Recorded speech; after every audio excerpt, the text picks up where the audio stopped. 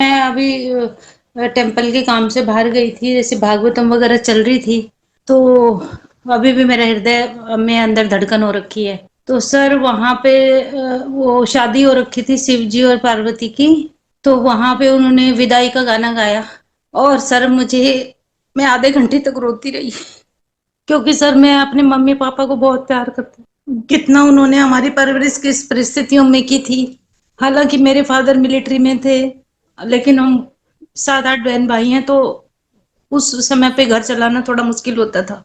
तो सर मैं याद करती हूँ ना कि मेरे पेरेंट्स ने मेरे लिए कितना कितना अच्छा किया, और अब वो इस दुनिया में नहीं है, और मैंने भी उनकी पूरी हेल्प की। और उनका जो चरित्र था, उनके जो क्वालिटी थी सर, उसको हम भूल नहीं पाते। आज भी जब सुबह मेडिटेशन होती है तो सर सबसे पहले वही याद आते हैं, और एक बार सुबह उठते ही उनको याद करती हूँ और हिलता है हृदय, क्योंकि मेरे पापा को कैंसर हो गया था। तो वो दिल्ली ही, मैं उनको यहीं पे ट्रीटमेंट कराया था। तो मतलब उस समय भी मुझे ऐसे लगता था कि मैं एक लड़के की तरह उनकी सेवा करती हूँ।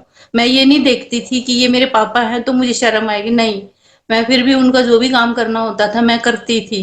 तो सर वो ना बातें याद आती हैं कि आज वो होते तो कितना अच्छा होता। अब ये है कि अब जब से मेरी मम्मी गई है सर, पापा को तो काफी टाइम हो गए, जब से मेरी मम्मी गई हैं तब से मतलब ऐसा हो गया जैसे मायका मायका ही नहीं है। हालांकि भाई भतीजे बहुत अच्छे हैं, भाई बहुत अच्छा है, किसी तरह की कमी नहीं होने देते हैं, बट वो जो एक कमी है ना सर, अब जैसे मम्मी थे तो हम तीसरे चौथे दिन फोन पे बात होती थी, लेकिन अब सर दो दो तीन तीन चार चार पांच पांच महीने हो जाते हैं, ना उधर से कोई कॉल आता है ना मैं करती हूँ। तो वो आज कमी ना सर, वो इतनी आज वो खल रही थी ना, कि वो एक लड़की होती है ना, वो पूछती है कि मेरा घर कहाँ है। मायके में कह देते हैं पराया धन है, और ससुराल में कहते हैं पराई लड़की है, तो वो जो है हम कहाँ हैं। तो सर वो बहुत दुख रहा था आज, कि आज अगर मेरी माँ होती तो मैं उसे ये क्वेश्चन करती कि अब हमारा क्या है। मतलब अब माँ बाप नहीं है तो समझ लो ऐसा लगता है कि दुनिया में है ही क्या, जब माँ बाप ही नहीं है तो कुछ भी नहीं है।